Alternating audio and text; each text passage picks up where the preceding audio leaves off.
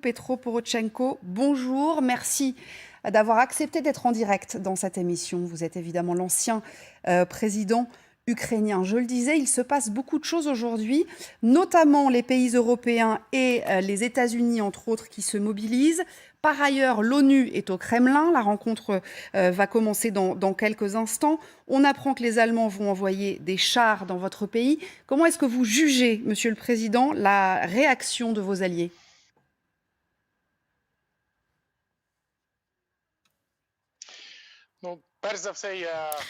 Tout d'abord, je tiens à remercier de l'invitation, mon invitation, et puis je tiens à saluer mon ami de très longue date, Emmanuel Macron, et je le félicite à l'occasion de sa réélection. C'est une très bonne nouvelle pour l'Ukraine, c'est une très bonne nouvelle et pour la France et pour l'Europe. Depuis mon poste présidentiel, je voit que la solidarité française et européenne avec l'Ukraine était très importante pour nous. Je suis, en tant que 5e président de l'Ukraine, j'espère que Emmanuel Macron pourra venir après sa réélection en Ukraine et que sa première visite à l'étranger sera la visite en Ukraine. Nous l'attendons ici à bras ouverts. Le président Macron est une personnalité politique de premier plan. Je veux aussi dire que la guerre lancée par la Fédération de Russie en Ukraine dure depuis quasiment 3 mois. Et tous les jours, nous avons de très mauvaises nouvelles. Nous avons collecté les preuves des crimes contre l'humanité commis par la Fédération de Russie dans le Donbass, à Mariupol, dans les localités qu'ils occupent. Ils veulent élargir leur invasion, ils commettent des provocations, ce qui représente la menace non seulement pour l'Ukraine, mais également la menace pour la Moldova. Cela confirme l'idée que cette invasion est une menace pour nous tous. Le président Poutine veut reconstruire l'empire russe et le monde entier doit riposter pour affaiblir les appétits du président Poutine. Parce que si nous ne l'arrêtons pas maintenant, il va continuer à frapper à la porte de la Pologne, de la Moldavie, de la Roumanie, de la Tchéquie et d'autres pays. Nous devons nous réunir pour riposter.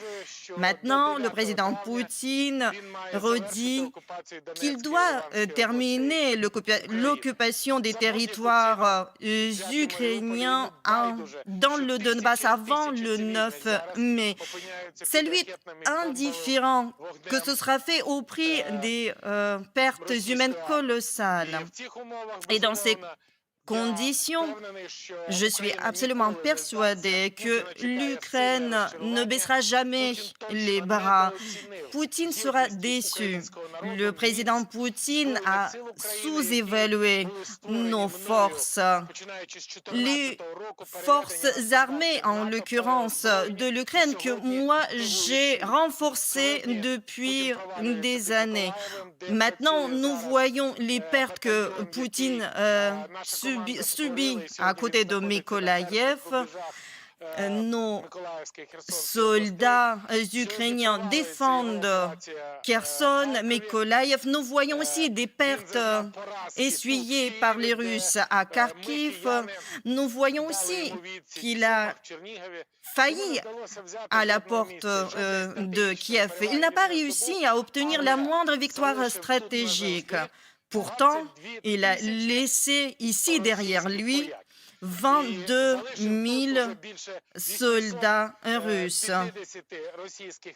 Et il a abandonné 850 chars, plus de 2000 blindés, plus de 200 avions, plus de 150 hélicoptères. Et cela dépasse même les ressources de toutes les armées des pays de l'OTAN. Vous pouvez imaginer, grâce à ces chiffres, les ressources mobilisées par la Fédération de Russie. Mais nous allons vaincre.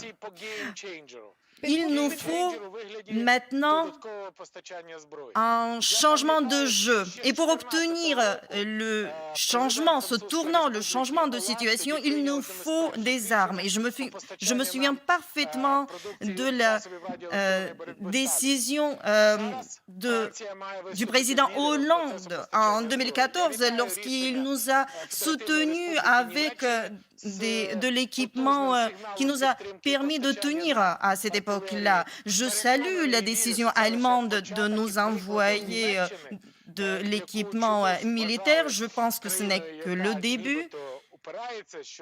Et nous voyons que les pays qui étaient hésitants au départ quant à la décision de nous fournir les armes, maintenant sont beaucoup plus déterminés. Et ça, c'est la plupart des pays européens. Petro Poroshenko, une question malgré tout, parce que le Kremlin dit évidemment ce qu'il veut, mais dit qu'il souhaite une résolution par la négociation. Est-ce que vous pensez vraiment qu'elle est encore possible? Est-ce qu'il faut continuer à pousser la solution de la négociation en parallèle de ce qu'il se passe sur le terrain?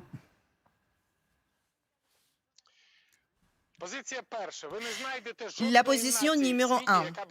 Vous ne connaissez aucune autre nation dans le monde qui nous souhaite autant la paix.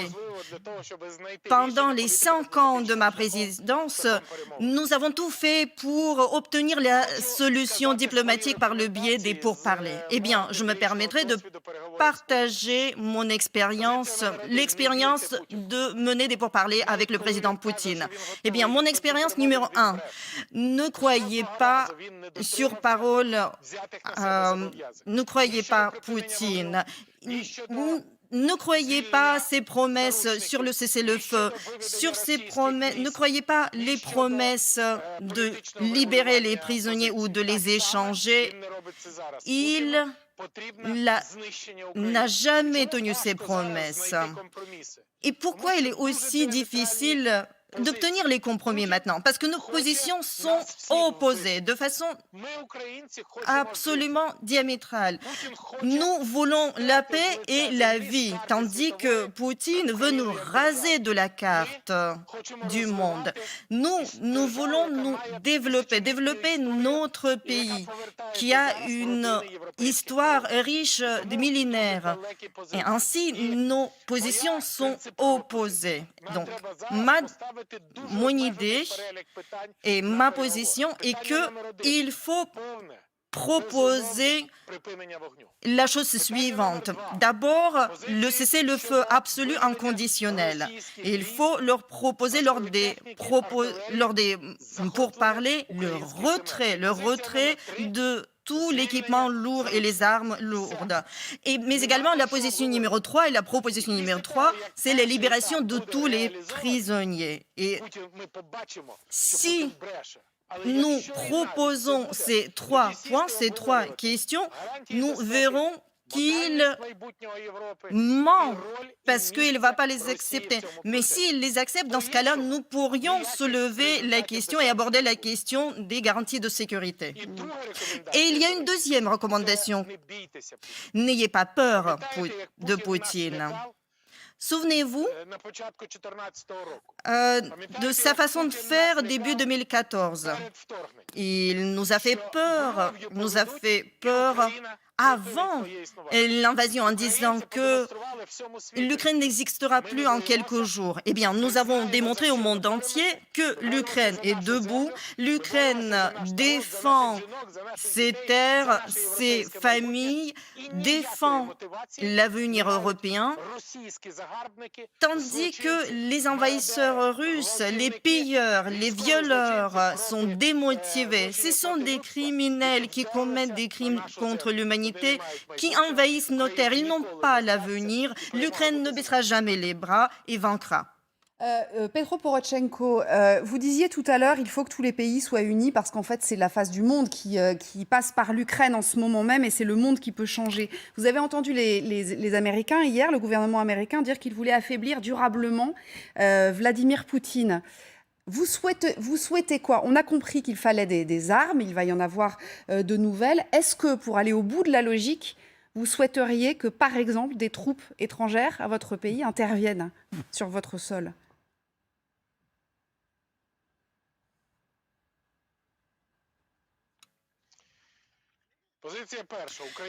Ma première réaction est la suivante. Les Ukrainiens ont démontré leur unité.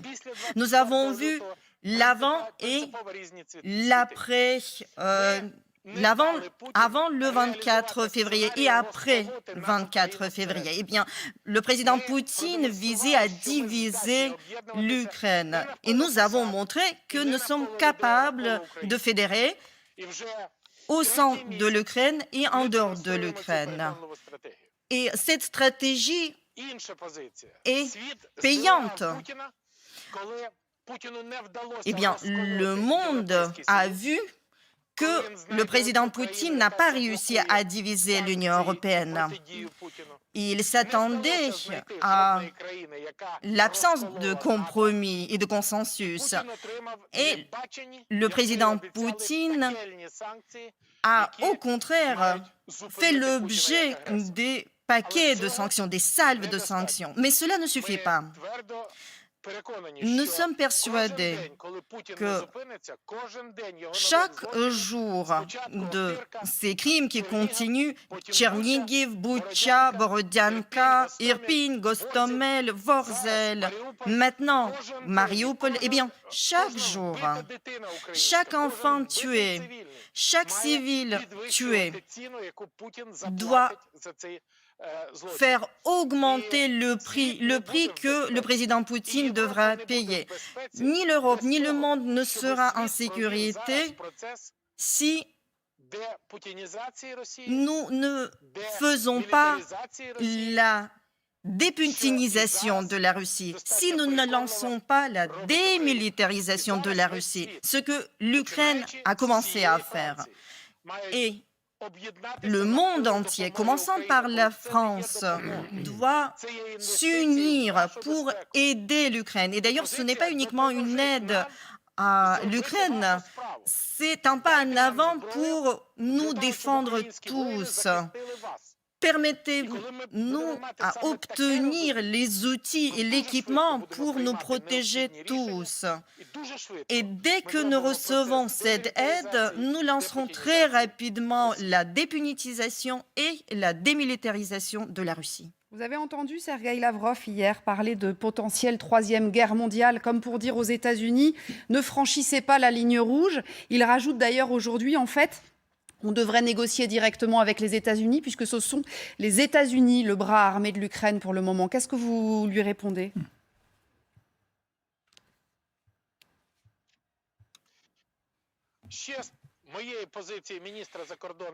Eh bien, lorsque j'étais ministre des Affaires étrangères, j'ai rencontré le ministre Lavrov. Et je peux vous dire que la Russie ne peut pas et n'a pas la volonté de dialoguer.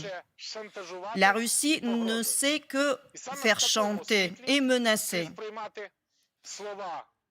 C'est à travers ce prisme qu'il convient d'analyser les mots de Lavrov concernant le risque de la Troisième Guerre mondiale. Effectivement, il a parlé de l'arme nucléaire.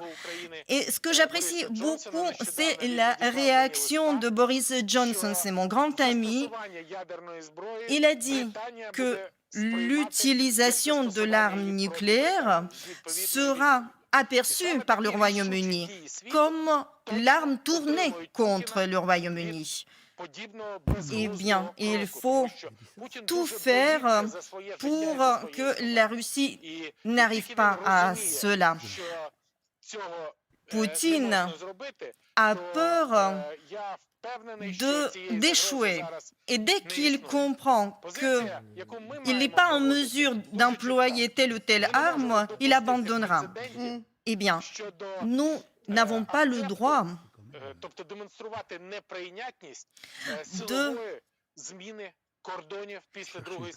d'accepter les changements des frontières. Nous n'avons pas le droit de découper la carte mondiale. Nous savons que personne n'a le droit d'imposer le destin à un peuple depuis l'extérieur. Donc, nous n'acceptons pas l'ultimatum lancé par la Fédération de Russie. Je suis fier du fait que ma proposition de changer la Constitution a été acceptée et adoptée par notre Parlement et nous n'allons pas changer cette Constitution pour faire ce plaisir à Poutine.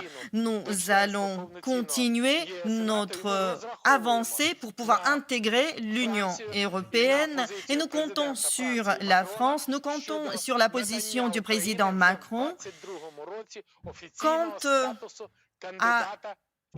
au fait d'accorder à l'Ukraine le statut du candidat officiel à l'Union européenne.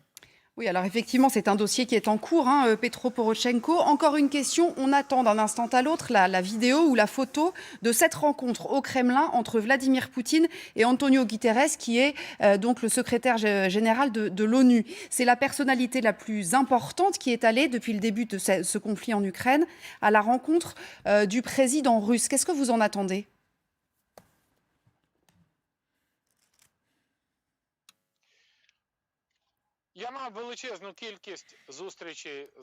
J'ai rencontré Antonio Guterres à de nombreuses reprises en tant que secrétaire général de l'ONU, lorsqu'il était déjà au poste du secrétaire général de l'ONU. Je pense qu'il a beaucoup d'expérience. Je regrette beaucoup que le secrétaire général de l'ONU ne soit pas venu d'abord à Kiev pour voir de ses propres yeux tout ce que Poutine avait fait en Ukraine. Parce que lorsque vous regardez les images, ça ne reflète pas toute la réalité. Ça donne l'impression que c'est un film d'horreur. Par contre, il est tout à fait vital de discuter avec les Ukrainiens qui ont vécu tout cela. Et à travers ces discussions, on pourra mieux comprendre l'ampleur des atrocités. J'imagine que le secrétaire général de l'ONU a vu aussi que la Fédération de Russie avance des informations fausses. Des partenaires, nos partenaires, s'accordent aussi sur le fait que tout ce qui s'était passé en Ukraine, c'est un génocide. Les Russes, ces barbares, ont commencé à tirer sur des bus. Vous imaginez les bus qui avaient des pancartes avec mon enfant, dans lesquels il n'y avait que des enfants et que des femmes. Et en résultat, ces enfants et ces femmes ont été tous tués. La seule raison de cette tuerie, c'était le fait qu'ils étaient ukrainiens. Qui pourrait expliquer pourquoi l'Ukraine n'obtient depuis un mois un couloir humanitaire tout simplement pour pouvoir évacuer ces femmes et ces enfants? Pourquoi les Russes tirent sur les couloirs humanitaires? Et ce serait mieux si le secrétaire général de l'ONU était venu en Ukraine et peut-être même jusqu'à Mariupol. Cela aurait beaucoup plus de sens. Mm. Vorzel, Gostomel, Mariupol sont dans les mêmes situations. Eh bien, nous avons obtenu les couloirs humanitaires à Gostomel, par exemple. Nous avons pu évacuer 20 000 Ukrainiens. Ainsi, Antonio Guterres a l'occasion d'accomplir la mission de toute sa vie et j'espère qu'il ne va pas laisser passer cette occasion. Si seulement il pouvait obtenir cela, cette vie et cette mission sera remplie. Je pense que, Monsieur Guterres, vous pourriez venir à Kiev et être à la hauteur de votre mission. Alors, il ira sans doute à Kiev, hein, c'est a priori prévu. Une toute dernière question, Monsieur le Président Porochenko. Vous évoquiez Boutcha, vous évoquiez Gostomel. Il y a eu beaucoup d'autres villes comme ça où on a découvert des atrocités absolues. Ça a été un choc, évidemment, pour tout le monde et pour le monde entier. Une question pour l'après. Est-ce que vous pensez, si vous arrivez à discuter avec la Russie, est-ce que vous pensez que le peuple ukrainien acceptera de faire quelques concessions? Je pense au Donbass, aux frontières, les frontières préexistantes évidemment. Je pense au Donbass, je pense à la Crimée. Est-ce que le peuple acceptera, malgré ce choc absolu des exactions qui ont eu lieu dans ces nombreuses villes ukrainiennes, acceptera de faire quelques concessions à la Russie pour obtenir la paix?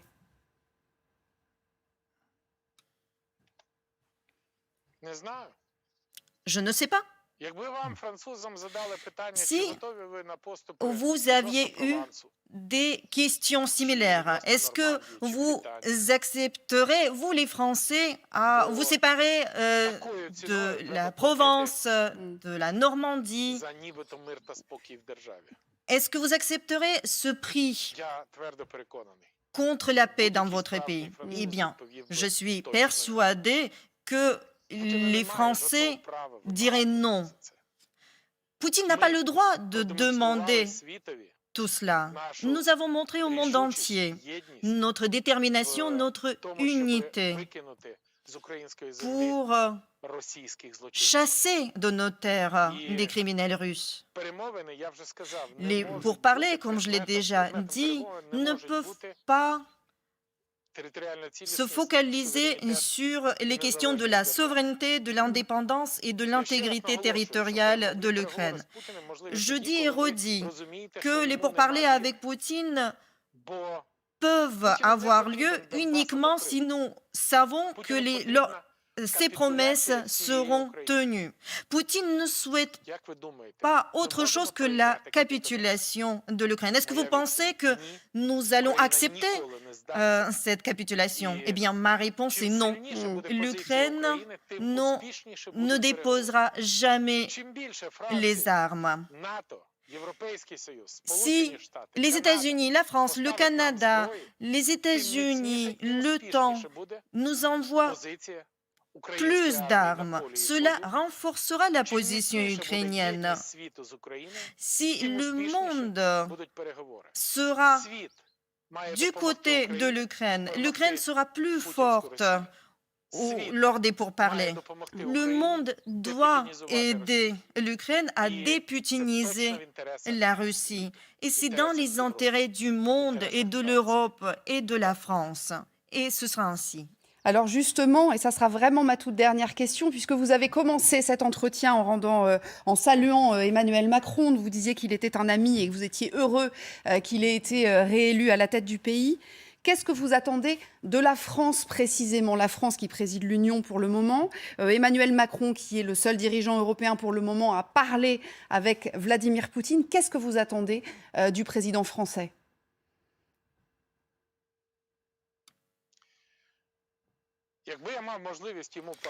Si je pouvais seulement lui donner quelques conseils, je lui dirais 5 choses. La première des choses est d'adopter la loi Land-Lease pour nous soutenir en nous envoyant des denrées alimentaires et les armes. Deuxièmement, la France a des armes d'excellence, comme par exemple les armes anti-aériennes, mais également les moyens de communication de premier plan. Je inviterai donc la France à nous envoyer cet équipement. Troisièmement, c'est le deuxième front. Le deuxième front qui suppose davantage de sanctions, qui prévoit l'embargo sur les hydrocarbures russes.